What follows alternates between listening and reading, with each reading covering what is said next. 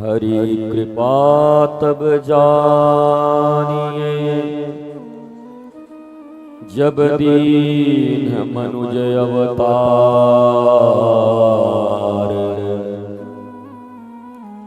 गुरु कृपा तब जानिए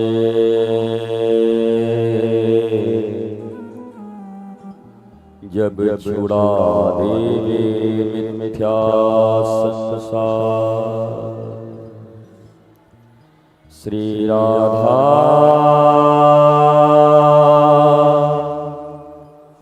श्री राधा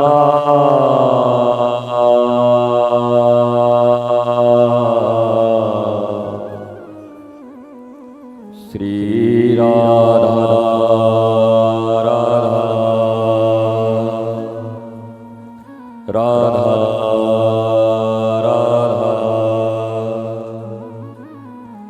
राधा राधा।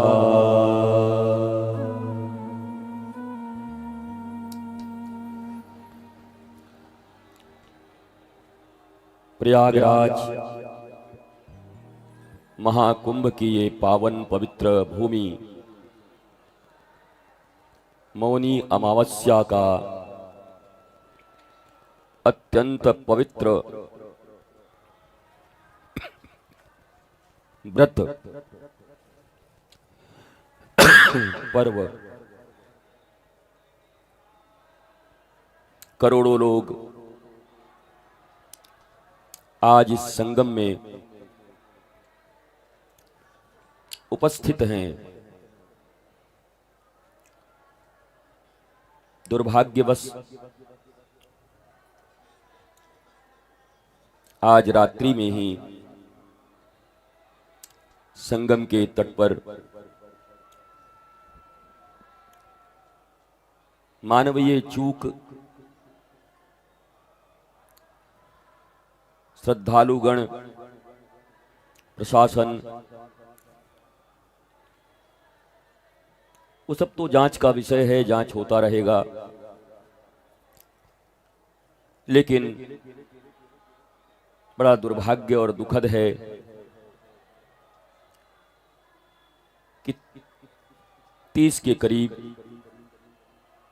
श्रद्धालुओं की भीड़ में दब जाने से मृत्यु हुई और 60 से ज्यादा लोग और अभी अस्पतालों में हैं। ऐसी सूचना प्रशासन के द्वारा है, सरकारी।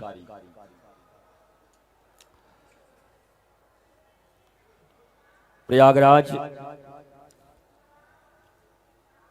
पिछले 3-4 दिनों से जब हम यहां बैठते तो हमारी ये चर्चा होती कि दुनिया के 40-50 देशों के बराबर की आबादी केवल प्रयाग में भी है। छोटे छोटे जो देश होते हैं तो एक जिले में ही दुनिया के कई देश की बराबर की आबादी है।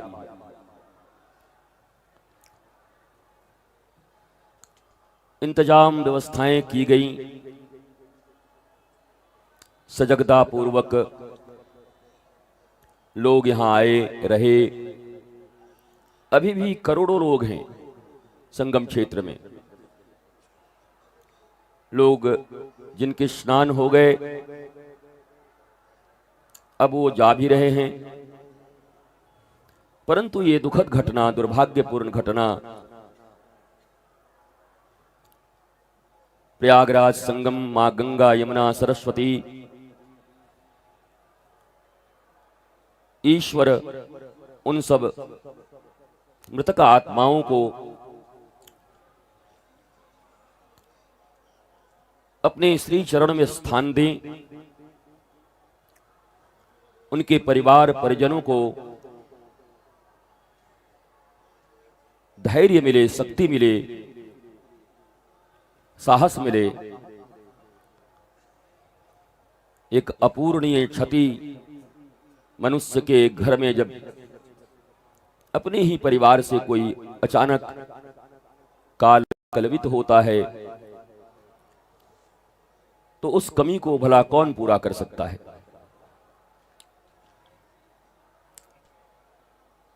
बचे हुए जो लोग हैं, हम ईश्वर से प्रार्थना कर रहे हैं,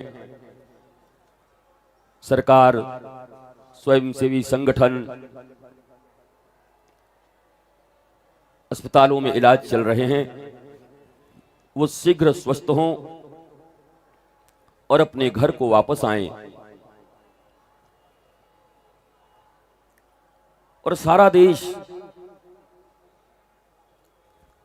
सनातन संस्कृति ही नहीं, यह एक मानवीय संवेदना का विषय है कि आज इतने लोगों के प्राण चले गए। तो हम सब भी ईश्वर से प्रार्थना कर रहे हैं प्रातः से ही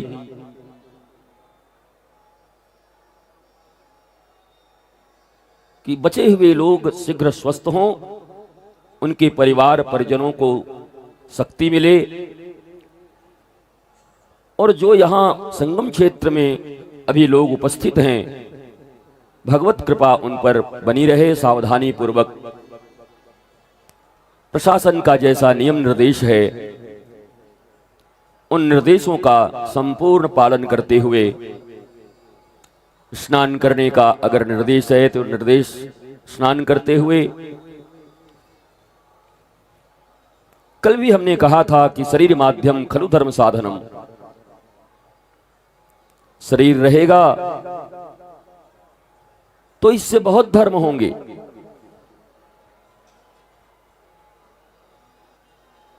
मैंने जीवन में कई बार ये बातें कही हैं कि मनुष्य के लिए धर्म है, धर्म के लिए मनुष्य नहीं बना है। मनुष्य का जीवन प्रथम है। कई लाख योनियों में हमारे सनातन संस्कृति के अनुसार जीवन मनुष्य के रूप में मिलता है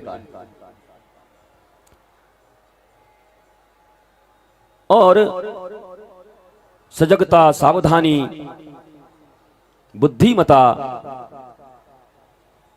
से हम अपने आप को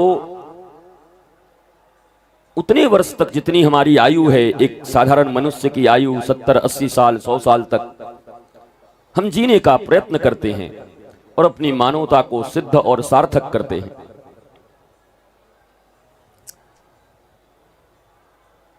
कल मुझे याद है कि हमने यहां पर ऐसे ही हजारों लोग थे, हमने करीब 3 से 4 बार इस बात को हम लोगों ने रिपीट किया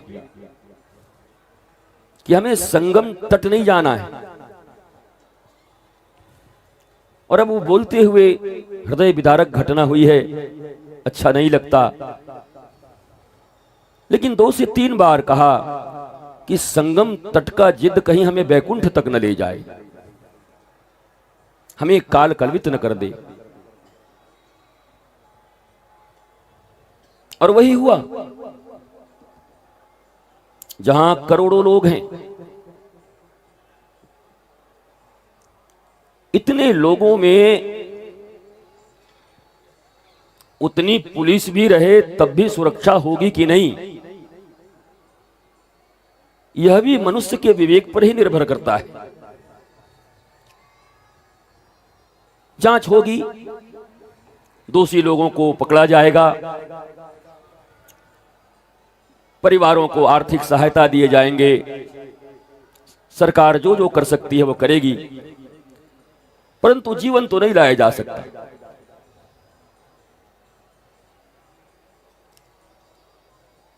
हम धर्म जगत में, आध्यात्मिक जगत में आते क्यों हैं?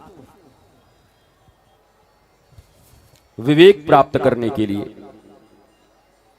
बिनु सत्संग विवेक न होई, राम कृपा बिनु सुलभ न सोई। बुद्धि तो पशुओं के भीतर भी होता है। जितने भी पशु योनि में हैं, उनके भीतर भी बुद्धि है। बिल्ली दूध चुरा के पी लेती है। आपने देखा होगा बचपन में गांवों में शिखर पे टांगते थे, पर बिल्ली की इतनी बुद्धि है कि वहां से भी कोई जुगाड़ लगा लेती थी। कुत्ते अपने भोजन, मेढक, ये जितने भी जीव देखते इनके पास भी बुद्धि है, कहां से भोजन ले आएं, कहां छुप जाएं, कोई दौड़ाए तो कैसे भागें। वही बिल्ली जब दांतों से चूहे को पकड़ती है तो फाड़ देती है, पर अपने बच्चों को पकड़ती है तो खरोंच भी नहीं आता। बुद्धि नहीं है उसके पास, बहुत बुद्धि है। इतनी समझ है कि दांतों का प्रेशर कितना दें कि कहीं हमारे बच्चे को कोई नुकसान ना हो। लेकिन मनुष्य के लिए कहा गया कि मनुष्य के पास विवेक है। और मैं भीड़ भाड़ भेड़ ये शब्द कई बार प्रयोग करता रहता हूं वर्षों से। पिछले 4 दिनों में भीड़ भाड़ शब्द का प्रयोग हमने कम से कम 20 बार किया होगा। भीड़ में भेड़ मत बनना, भाड़ मत बनना, सजगता से रहना। अब हमारे आपके या किसी के गाली दे देने से लोग वापस तो नहीं आएंगे। आगे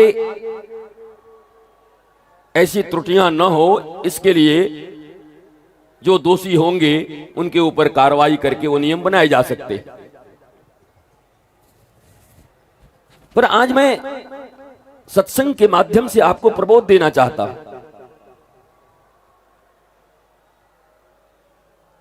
कि मनुष्य को अपने जीवन की अगर फिक्र न हो, लोभ तो लोभ है, पहले स्नान कर लेने का लोभ हो कि मंदिर में सबसे पहला दर्शन हम ही करेंगे, ये लोभ हो।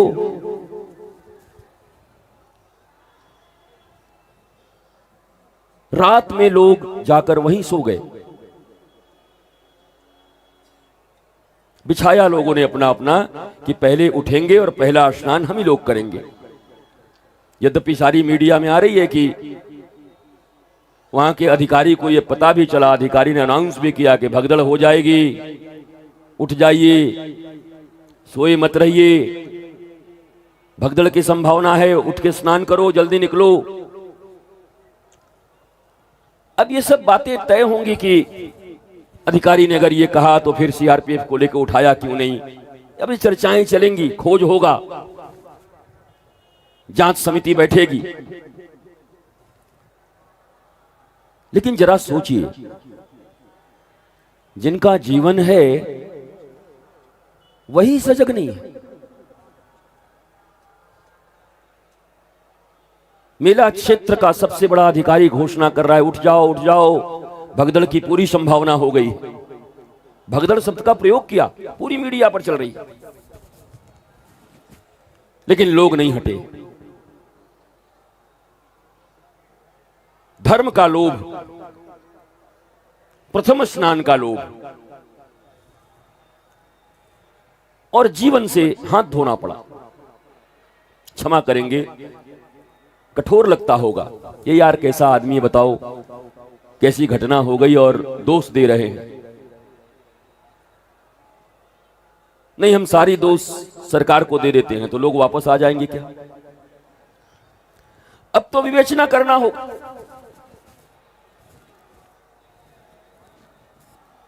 जीवन में बड़ी बड़ी घटनाएं हमें सीख देती है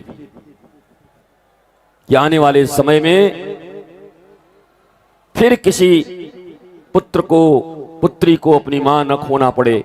ऐसे जाना तो सबको है, ये पक्का पता है, 70 में जाएंगे, 80 में जाएंगे, पर इस प्रकार से संगम में स्नान करने आए हैं और रात को सोए हुए हैं और सोए सोए कुचल जाएंगे, ये किसको पता है?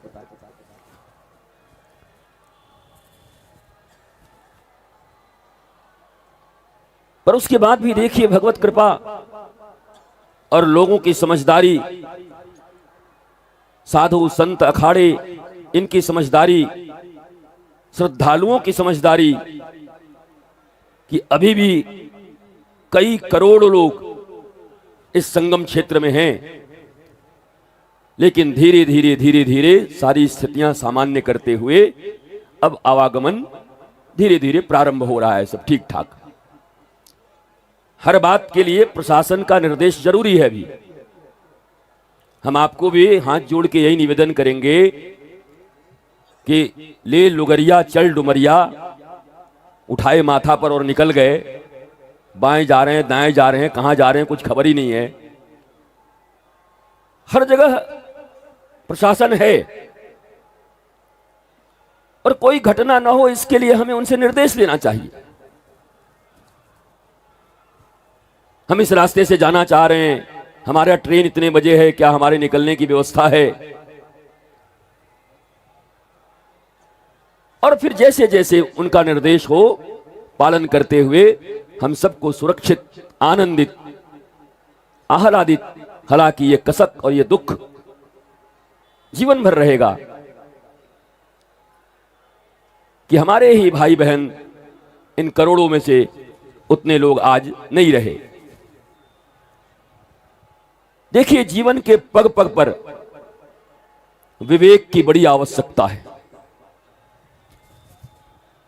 भारतीय लोगों का धर्म विवेकहीन हो जाता है।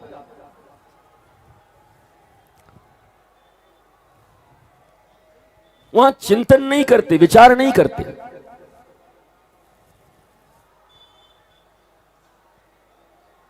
कल हमने कहा कि भैया बहुत भीड़ हो जाए तो देखो ऊपर से जो ओस गिर रहा है ना, हम संगम क्षेत्र में, ये भी अमृत है, समझ लो यही ओस गिरा हुआ अमृत स्नान हो रहा है।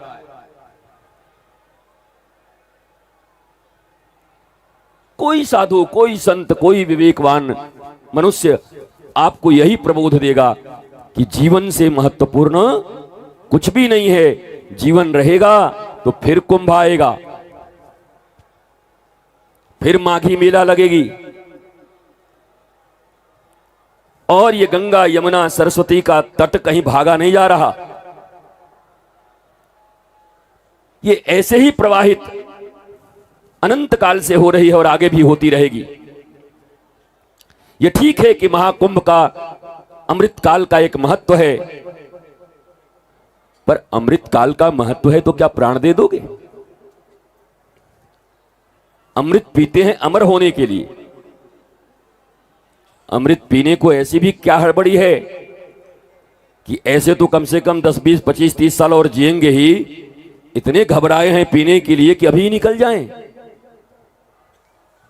ये कौन सा अमृत है? तो ये प्रबोध जीवन में सदा रखो।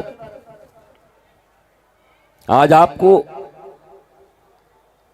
एक थोड़ा दुख होता है, पर हमारे घर से कोई नहीं गया ना, तो कांटा खुद के पांव में नहीं गड़ा है तो दर्द भी समझ नहीं आता। अभी भी हो जाए कि अरे हमारा तो ट्रेन का टिकट है, अब फिर ट्रेनवा का टिकटवा खराब हो जाए तो पता ना कब होई, और प्रशासन कह दे कि नहीं आप रुक जाइए थोड़ा, तो नहीं बाबू का स्कूल भी तो है, तो बाबू के मम्मी रहेंगी तब ना, और बाबू रहेंगे तब ना। इतना विवेक मनुष्य को रखना है। ये सत्संग, ये धर्म, ये कथाएं, ये शास्त्र, ये गुरु, ये यही प्रबोध देते हैं। और मैंने लोभ शब्द का प्रयोग किया।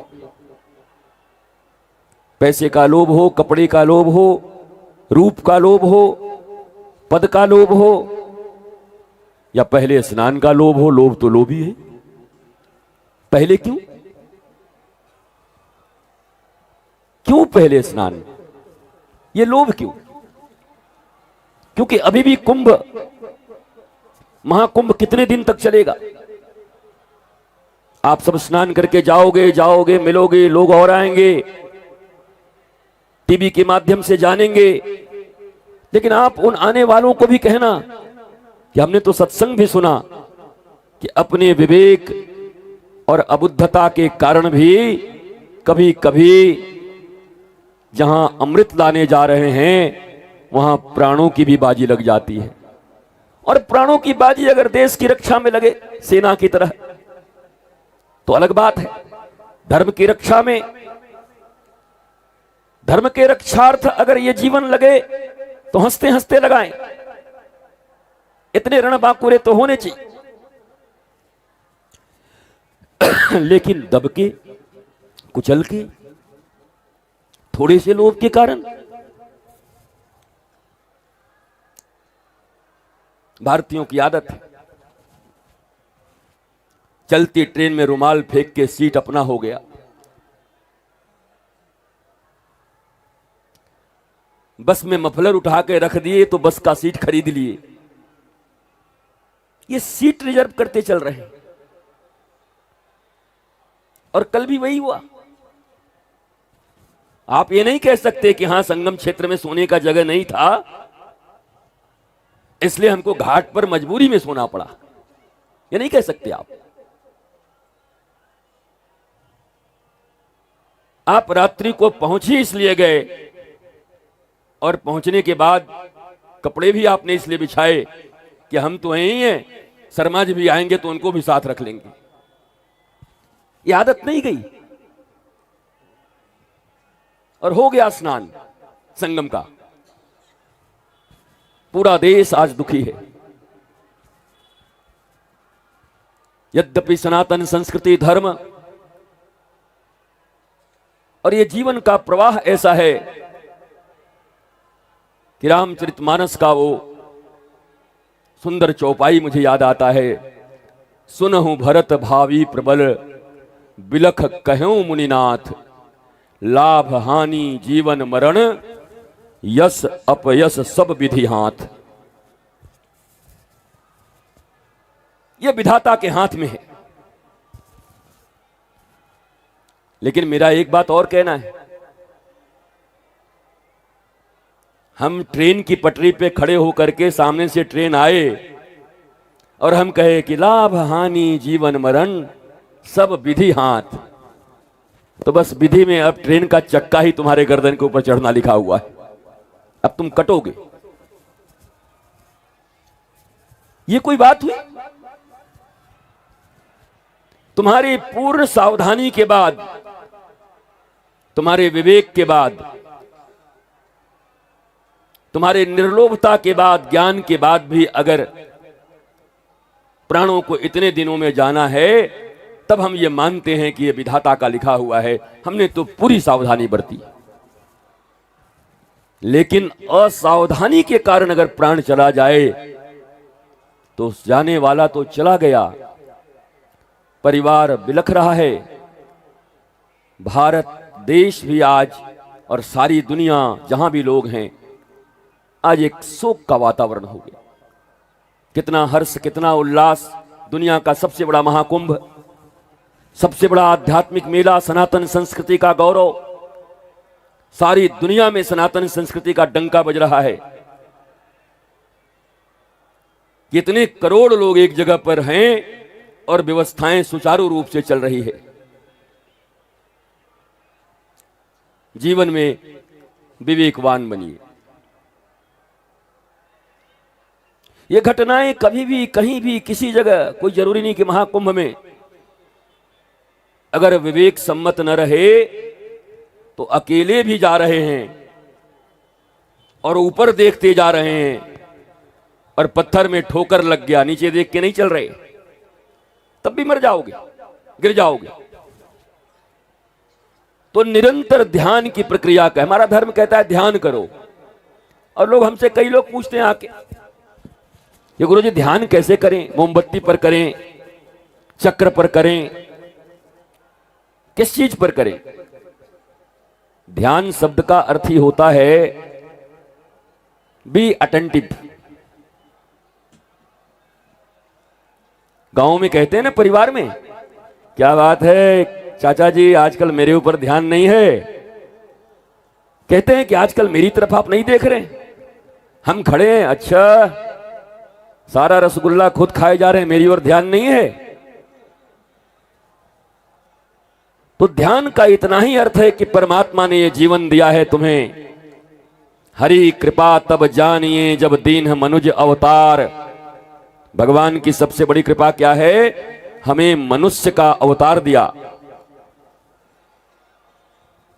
और गुरु कृपा तब जानिए जब छुड़ा देवे ये काम क्रोध मद मोह लोभ मात्सर्य, इनको नियंत्रित करना वो सिखा दे, विवेकवान बना दे, ये गुरु का काम है।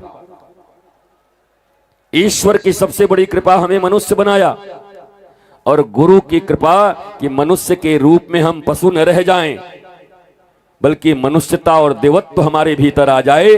ये काम गुरु का है, ये काम आध्यात्म का है, ये काम धर्म का है। आज दिन भर मन बहुत व्याकुल रहा, और बार बार मैं सुना कल के प्रवचन को भी कई बार, भैया संगम तट के चक्कर में बैकुंठ मत पहुंच जाना, संगम तट के चक्कर में बैकुंठ मत पहुंच जाना। हम सब भी गए, रात्रि 2 बजे उठे, 2:15 बजे यहां से पहले ही से देख रखे थे कि जहां कोई न जाए वहां हम लोग जाएंगे। वही संगम है 40 किलोमीटर के अंदर में, जहां गंगा यमुना और सरस्वती का मिलन हुआ, उसके बाद जो धारा बह रही सब संगम ही तो है, मिल गया वहीं से तो नहीं। एकदम मुहानी पे ही हम, अब 40 करोड़ लोग मुहानी पे नहाएंगे।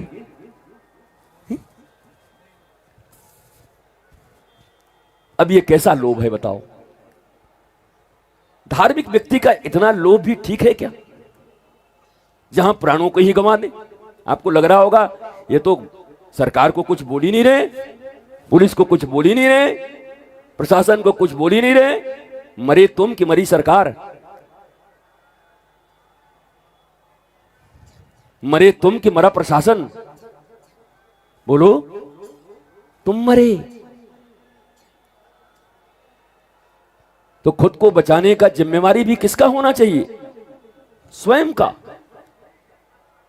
कोई आपकी सहायता कर सकता है, सरकारें व्यवस्थाएं बना सकते हैं, पुलिस को रख सकते हैं, पर हम मरने को ही तैयार हैं कि हम मरेंगे आज।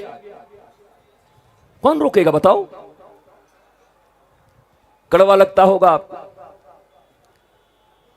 और अभी भी कहते हैं जो माताएं हैं, अफवाहों पर तो ध्यान बिल्कुल मत देना, सारी व्यवस्थाएं बिल्कुल सुचारू रूप से चल रही हैं, सब ठीक है, सब बहुत बढ़िया है। अब सारी व्यवस्थाएं, पुलिस प्रशासन, सड़कें, सब नॉर्मल।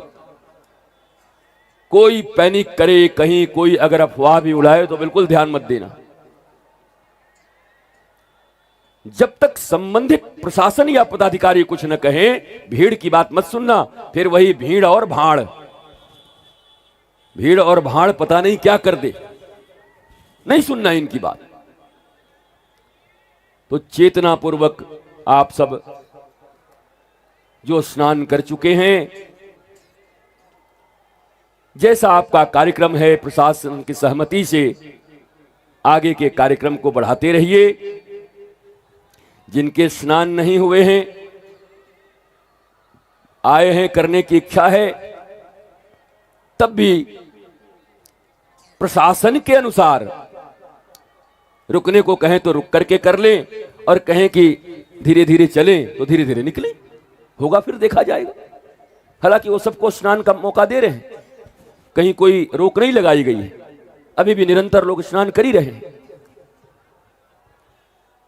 अखाड़ा परिषद के साधु संत महंत मंडलेश्वर महामंडलेश्वरों ने स्नान नहीं किया मौनी अमावस्या का, नहीं निकाले कोई बहुत रथ इत्यादि, नहीं।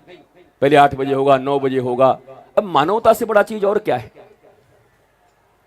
भाई? धर्म मानवता ही तो सिखाता है, एक दूसरे को बचना बचाना ही तो सिखाता है। नियमों में इतने थोड़े ही आबद्ध हैं कि नियम पूरा करने में जान दे दें। और सच्चे आध्यात्मिक और धार्मिक मनुष्य का यही लक्षण होता है। आपातकालीन धर्म, आपातकालीन धर्म कैसा है?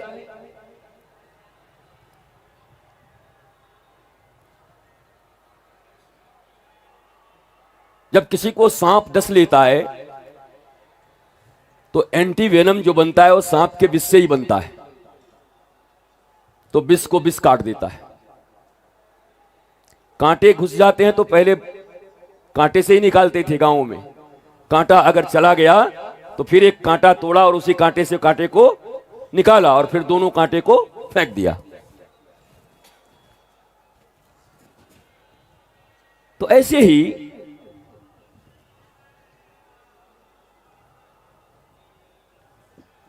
किस बात पे कह रहा था मैं ये? हाँ? आपातकालीन धर्म। धर्म है कि संगम में आकर स्नान करके जाना है, पर कोई ऐसा मामला बन जाए कि अभी स्नान करना ठीक नहीं है तो हमारा धर्म भ्रष्ट हो जाएगा कि हम धार्मिक हो जाएंगे। और अगर बच जाएं तो बचेंगे तब धार्मिक हैं कि अपना नुकसान कर लेंगे तब धार्मिक है। अभी बचना धर्म है, स्वस्थ रहना धर्म है। अपने परिवार परिजन, हम लोग कल जा रहे थे, कितनी बूढ़ी मां 100 साल की झुक के ऐसे जा रही थी। आशीष और सारे लोगों ने एक घेरा बनाया। वो बहुत भीड़ थी वहां भी पुल पे, और वो बूढ़ी मां एकदम धीरे धीरे झुकी थी 100 साल की। हम लोग भी उतने ही धीरे धीरे गए बूढ़ी मां के साथ साथ, घेरा बना करके उनको ले जाकर। ऐसा नहीं कि 3:00 पर अमृत काल निकल जाएगा, 3:44 जहां हुआ तो अमृत भाग जाएगा फिर, और ये अमृत पी करके एकदम अमर हो जाएंगे। अब सारी दुनिया समाप्त हो जाएगी, केवल यही लोग बचेंगे। अब ऐसी भी क्या नादानियां, ऐसी भी क्या अज्ञानता है जीवन में। वो बड़े धार्मिक हैं, बड़े भावुक हैं, भाव के लिए अपना जान भी दे देंगे वो। ना ना ना ना ना ना, ना। जान रहेगा तो भाव फिर आएगा, प्राण बचे तो भाव फिर आएंगे। अब प्राण ही निकल जाए तो भाव रह के क्या करेगा। ये बड़ी सीख है। आप सब भी नाम जप करिएगा, प्रार्थना करिएगा कि सबको ठाकुर जी अपने चरणों में स्थान दें, और प्रभु देंगे ही। भावना से आए इस धरा पर, प्रयागराज में हो गई घटना, पर ठाकुर अपने चरणों में स्थान देंगे। और उनके परिवार परिजन कि हम भी अगर दिलासा ढाढ़स उनके काम आ सकें तो हम भी प्रयत्न करेंगे कि हम सब काम आए, अपने भारतवासियों के, अपने भाइयों के। तो यह अवेयरनेस रखिए, जागृति रखिए। धर्म का नाम है जागरण।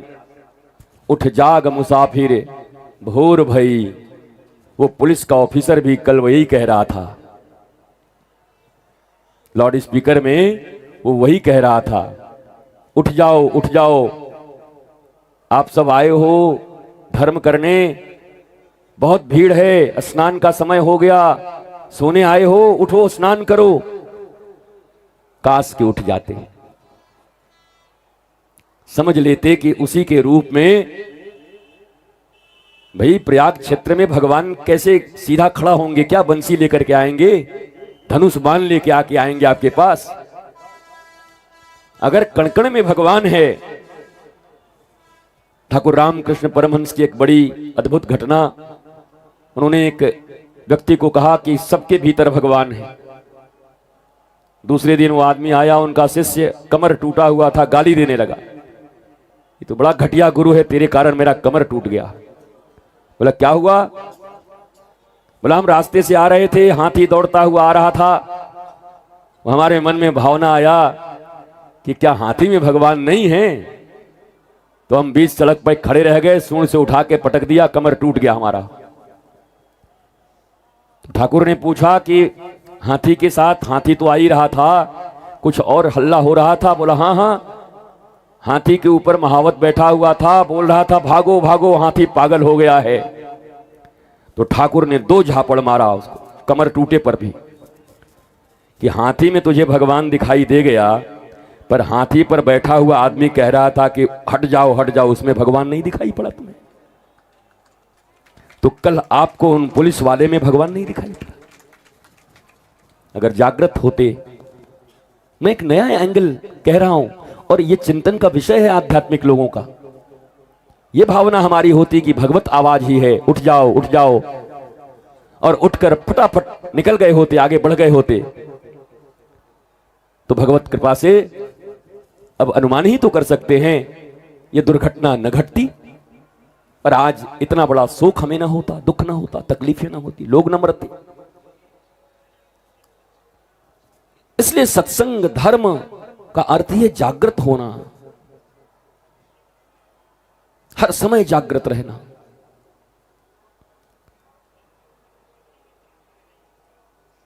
मैं आशा करता हूं कि आप सब अपने जीवन में महाकुंभ में स्नान तो किया ही आपने, पुण्य तो लिया ही, पर इस पुण्य के साथ इस दुर्भाग्यजनक घटना में हमारी आंखें भी नम हैं, लेकिन हमें सीखने को बहुत कुछ मिल गया। 30 चले गए, और अगर सीखने को राजी हो तो हम 30 करोड़ बच भी सकते हैं। इसमें भी हम ये शुभ देखते हैं, यही तो शुभत्व बचा है अब देखने को, कि इस घटना से अगर हम सीखना चाहें तो आगे करोड़ों लोग हम ऐसे किसी भगदड़ में, ऐसे किसी दुर्घटना में अविवेक के कारण न फंसें, बचाएं। हमारे गुरुवर बड़ी प्यारी बात कहते थे, अपने बचो बचाओ सबको। धर्म की बस एक ही परिभाषा देते थे, ज्यादा परिभाषा वो देते ही नहीं थे धर्म की। बस एक परिभाषा थी उनकी धर्म की, स्वयं बचो। तो हमको भी शुरू में लगता था कि गुरुजी ये पहले कह देते कि भाई लोगों को बचाओ, पहले लोगों को बचाओ और फिर बचो। लेकिन जब हम हवाई जहाज में जाते, और हवाई जहाज में जब वो सिखाया जाता कि भैया अगर ऊपर में कभी ऑक्सीजन कम हो जाए तो भूल के भी दूसरे को पहले मत लगाना, पहले खुद लगाना। नहीं, कई लोग भाई साहब रुकिए हम आपको लगाते हैं, आप तो भाई साहब को लगा नहीं पाए, अब वो भी गए, वो भी आप भी चले गए, दोनों भाई निकल गए। तो कहते हैं पहले खुद को लगाओ फिर दूसरे की मदद करो। मनुष्य का इतना ही बोध होता कि मुझे खुद बचना है और फिर लोगों को ही बचाना है, अगर ये बोध होता। और वो भीड़ भी देखो, एक एक एक एक करके अनेक बने होंगे ना, हैं तो सभी आदमी उसमें। भीड़ कह के बच सकते हैं क्या? जानवर थे क्या? पशु थे क्या? ये लोग भी तो संगम स्नान करने आए थे, पर कह रहे हैं क्या करें, हमको पीछे वाला ढकेल दिया। तो मैं उन पीछे वालों से पूछना चाहूंगा, जो सबसे पीछे थे वो क्या जानवर थे? संगम में पशु आया था स्नान करने। क्योंकि तुम भी कई बार भीड़ में रहते हो। ये तो छोड़ो, सिनेमा हॉल में टिकट लेने में भीड़ कुचल देती है कई बार। हम लोगों के जमाने में ऐसा कई बार हमने देखा। तो पीछे के लाइन में खड़ा वो आदमी जिसको नहाने की इतनी तड़का है संगम में कि आगे रेला देख रहा है और पता है कि मैं इसको धक्का दूंगा तो इसका बैलेंस बिगड़ेगा, तो उसको देगा, वो उसको देगा, उसको देगा, और अगर कोई गिरा तो भीड़ में गिर करके फिर कितने लोग जाएंगे। लेकिन अब क्या इसे आप मनुष्य कहोगे? प्रश्न करता हूं, आज दुख का दिन है, इससे बड़ा दुख कुछ नहीं हो सकता। पर क्या ऐसे लोगों को आप मनुष्य कहोगे? पूछता हूं आपसे, बताओ। जो मनुष्य अपने स्नान के लिए कि संगम स्नान में अमृत प्राप्त कर लेंगे, लाखों लोगों की जिंदगी को दांव पर लगा दे, क्या उसे मनुष्य कहने का और कहलाने का अधिकार है? क्या हमें ऐसा मनुष्य बनना है? कह रहे भीड़ ने दबा दिया। भीड़ कोई आदमी था, एक आदमी, कि भीड़ नाम का आदमी था वो सबको मार दिया? भीड़, भीड़ नाम का एक आदमी था, उसने गोली मार दिया। भीड़ कौन था? तुम थे, मैं था, हमारे तुम्हारे घर परिवार, इसी भारत देश के लोग, धार्मिक लोग, प्रयाग कुंभ में, महाकुंभ में स्नान करने वाले लोग, आध्यात्मिक लोग। इसीलिए मैं कहता हूं कि मैं सो कॉल्ड धार्मिक लोगों पर विश्वास नहीं करता। ये तथाकथित धार्मिक लोग अधार्मिकों से भी खतरनाक हो जाते हैं। ये तथाकथित धार्मिक अधार्मिकों से खतरनाक है। नहीं करेंगे स्नान। जो सबसे पीछे होगा उसके पास तो उपाय होगा ना, कोई तो सबसे पीछे होगा। कि एकदम स्वर्ग से लाइन लगी हुई थी, सबसे पिछला लाइन किसी का तो होगा। तो इतने पशु कहां से आए थे यहां? इसलिए जब महाकुंभ प्रारंभ हो रहा था तो हमने कहा था कि लोग कह रहे हैं कि इस बार 40 करोड़ लोग श्रद्धालु आएंगे, और लाखों लोगों ने इसको देखा और सुना। लोगों ने गालियां भी दी हमें, हम कि उसमें जो 1 लाख पॉकेट मार आएंगे वो भी श्रद्धालु हैं क्या? जो केवल माल बनाने के लिए आ रहे हैं, आपका तो लगता है बस वही सपना, राम नाम जपना, पराया माल अपना, क्या वो भी श्रद्धालु हैं क्या? तो भारतीयों की आदत हो गई है, भीड़ में खड़े हो गए और श्रद्धालु हो गए। श्रद्धा है बाबा, हमरा श्रद्धा, हम श्रद्धा से आए हुए हैं। ऐसी श्रद्धा किस काम की? न तुम बचोगे न किसी को बचने दोगे, जीवन ही ले लोगे किसी का। कम से कम तुम लोग जितने बैठे हो और जो लोग ये सुनेंगे, जीवन में कभी ऐसा अवसर आए कि तुम पीछे खड़े हो और 5 करोड़ और 10 करोड़ भी बट रहा हो, तो 10 करोड़ से कीमती किसी का जान होगा, वो किसी की मां होगी, किसी का पुत्र होगा, किसी के पिता होंगे। भीड़ और राक्षस मत बन जाना उस समय, असुर मत बन जाना उस समय। और ऐसी विवेचना होनी चाहिए। लोग कहेंगे बताइए ये तो गजब बात कर रहे हैं भाई, लेकिन करो विवेचना ये कि वो पीछे वाले असुर कौन थे, कौन थे वो लोग जो सिर्फ अपने स्नान के लिए 30 लोगों को कुचल दिए, जीते जी मार डाला। कौन थे ये धार्मिक आध्यात्मिक अमृत पाने वाले लोग?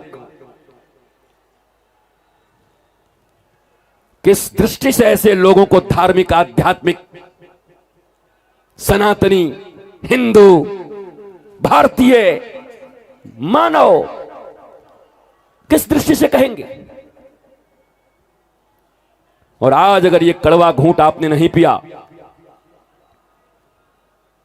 और ये कड़वे घूंट अपने परिवारों को नहीं पिलाए, अपने बच्चों को नहीं सिखाया कि बेटा जो हो जाए, जितना नुकसान हो जाए, पर खबरदार राक्षस मत बनना भीड़ के नाम पर, और लोगों की जिंदगियां मत लेना। ट्रेनों में ऐसे हो जाते हैं, बसों में हो जाते हैं, और हर बार भीड़ का नाम दे दिया जाता है। भीड़ ने लोगों को कुचला और पूरा देश हाथ झाड़ लेता है ऐसे करके, ऐसे करके। भाई साहब भीड़ ने, भीड़ में हो, भीड़ भीड़, ये भीड़ कहां, कौन भीड़? एक से अनेक बनते हैं। तुम अगर अच्छे हो गए तो भारत के अच्छे होने की पूरी गारंटी है। तुम अगर अच्छे हो गए तो सनातन का अच्छा होना गारंटेड है। पर तुम भीड़ में खड़े होकर के अमानुष बन रहे हो और सनातन की अच्छाई के स्वप्न देख रहे हो और धर्म में जगत की परिकल्पना कर रहे हो। और भारत विश्व गुरु बनेगा, इसकी जयकारियां लगा रहे हो। याद रखना, आज के मेरे इस हृदय पीड़ित है और पीड़ा से भरे हृदय में बस एक ही प्रबोध देता हूं, चाहे जो हो जाए,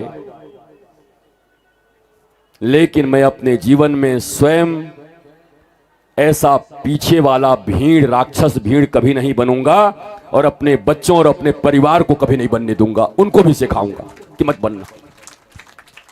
कई दुर्घटनाएं रुक जाएंगी इसके बाद, इतने प्रबोध मात्र से ये सीख सकते हैं। और लोभ कभी मत करना। स्नान हो न हो समझेंगे। अमृत काल में स्नान करेंगे तो पूरी जिंदगी सुधर जाएगी। तुम्हारी दादी तो 2 बार करके चली गई, फिर भी गाली देती है काकी को, हाय हाय कर रही है अभी भी। 2 बार अमृत स्नान करने के बाद भी अभी तक भी घर में लड़ाई चल रहा है। तो केवल ये काल और मुहूर्त से केवल नहीं होगा, मानव बनिए, कंपैशन, करुणा रखिए, विवेक रखिए। और जो मैं हमेशा कहता हूं, ज्ञानवान होना ही धार्मिक होना है। अज्ञानी कभी धार्मिक नहीं हो सकता, अज्ञानी कभी भक्त नहीं हो सकता, अज्ञानी कभी श्रद्धालु नहीं हो सकता। Knowledge is the key of success, की ऑफ ब्लिसफुलनेस। यही तो मैं कहते आ रहा हूं।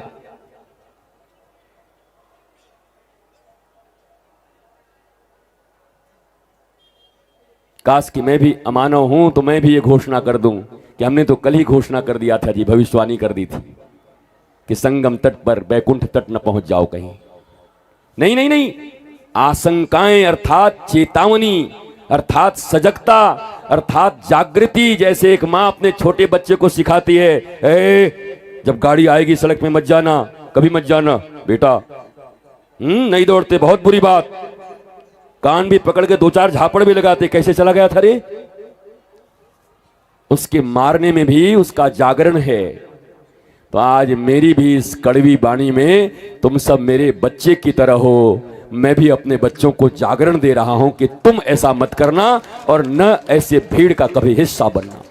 बचना, बचाना, धार्मिक होना, आध्यात्मिक होना, जीवन में इतना विवेक, इतना बोध इस महासंगम प्रयाग तट से पाकर के जाओ। कभी कभी बहुत बड़ी कीमत चुकानी होती है धर्म के लिए, ज्ञान के लिए।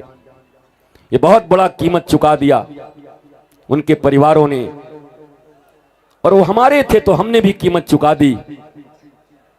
पर मुझे लगता है अगर भारतवर्ष, सनातन संस्कृति इस घटना के बाद अगर इतना चेतना संपन्न हो जाए और जागृत हो जाए कि आज के बाद फिर पीछे वाला भीड़ कभी राक्षस न बने, तो इन 30 लोगों का जाना भी हमारे लिए प्रबोध का कारण बन सकता है। हम समझेंगे कि जैसे शहीद भगत सिंह और जैसे चंद्रशेखर आजाद ने देश की आजादी के लिए अपने प्राणों को गंवा दिए, हम भी समझेंगे ये लोग हमें समझाने के लिए अपने प्राणों को गंवा दिए और भारत को बचाने के लिए और सनातनी हमें रखने के लिए प्राणों को गंवा दिए। लेकिन ये सीख हमें लेनी होगी। ये सीख ही ये बताएगा कि आज हम कितने दुखी हैं। स्वस्थ रहिए, मस्त रहिए, आनंदित रहिए। और फिर से कहता हूं, कहीं भी अफवाहों के शिकार न होइएगा, घबराइएगा नहीं। जो धैर्यवान होता है वही वास्तव में विजयी होता है। कठिन से कठिन परिस्थितियों में धैर्य नहीं खोना है। अंतिम समय तक धैर्य में रहना चाहिए मनुष्य को। लगे कि सब कुछ खत्म, फिर भी धैर्यवान रहोगे तो एक राह रहेगा बचने का। अधीर हो गए तो बचने का कोई राह नहीं रह जाता। पुनः इस दर्द भरे, दुख भरे हृदय के साथ उन सभी मृतात्माओं के लिए प्रार्थना करते हुए उनके परिवारों के प्रति केवल शाब्दिक ही नहीं बल्कि कर्म से भी जो संवेदना बनेगी उसे व्यक्त करते हुए और आने वाले महाकुंभ धार्मिक आयोजन, भारत सनातन, ये सब श्रेष्ठता की ओर हो, सुरक्षित हो, ऐसी शुभकामना करते हुए आप सबको नमन वंदन प्रणाम करता हूं और कहता हूं स्वयं भी ऐसा बनना और अपने बाल बच्चों और अपने मित्रों को जिससे जिससे जुड़े हो उनको ऐसे बनाने का प्रयत्न करना। तो संगम आकर के इस महान विनाश को भी हम विकास और प्रकाश में बदल सकते हैं। विनाश तो हो गया पर हमारे लिए प्रकाश बन सकता है। ये शुभत्व की भावना लेकर के हम सब यहां से विदा होंगे। सुरक्षित रहिए, स्वस्थ रहिए, एक दूसरे का समर्थन करिए, एक दूसरे को। और अब ये निंदा में मत लगिए, ये खराब वो खराब, इसने ऐसे कर दिया, ये हो गया, ऐसा ही होता है, यहाँ कोई कुछ नहीं है। नहीं नहीं नहीं, हमें सुधरना है। हम सुधरेंगे तो जग सुधरेगा, हम अपने आप को ठीक करेंगे। नमः पार्वती पतये, हर हर हर महादेव। और चलते चलते ये दो लाइन जिसकी आज मुझे और जरूरत समझ में आ रही है। रोज तो गाता था तो उतना जरूरत समझ नहीं आता था कि लगता है कि काश की कल का वो प्रवचन संगम के 10 करोड़ लोगों तक अगर पहुंच गया होता और उनकी भावनाएं कि संगम तट से बैकुंठ न जाना, कहीं भी जाकर स्नान कर लेना, अगर ये भावना कल हो गई होती तो आज दास को भी कितनी प्रसन्नता होती, आज कितना आह्लाद होता, उमंग होता। सब मौनी अमावस्या का स्नान करके लोग अपने अपने घर खुशी से जा रहे होते। तो गुरु बचनों को रखना संभाल के, एक एक वचन में गहरा राज है। जिसने जानी है महिमा गुरु की, उसका डूबा कभी ना जहाज है।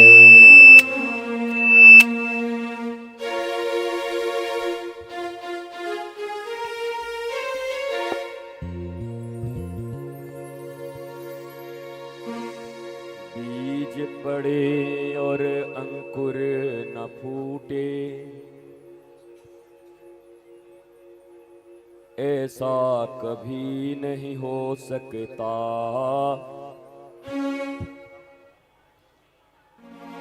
हमारे लोग ही शनि और राहु हैं सब, इनके हाथ जहां पड़ते हैं सब खराब हो जाता है। पता नहीं क्यों खड़े रहते हैं लोग। बीज पड़े और अंकुर न फूटे, ऐसा कभी नहीं हो सकता।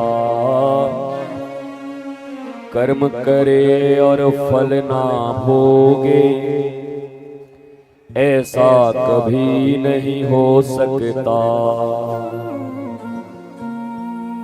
कर्म करने में तू होशियार है, फल भोगने में बड़ा ही लाचार है। जिसने जानी है महिमा गुरु की, उसका डूबा कभी ना जहाज है।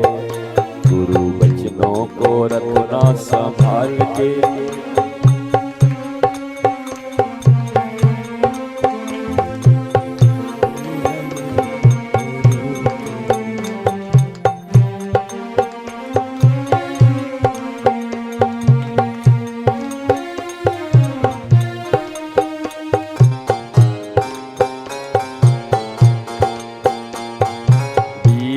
पड़े और अंकुर ना फूटे, ऐसा कभी नहीं हो सकता। कर्म करे और फल ना भोगे, ऐसा कभी नहीं हो सकता। कर्म करने में तो होशियार है, फल भोगने में बड़ा लाचार है। जिसने जानी है महिमा गुरु की, उसका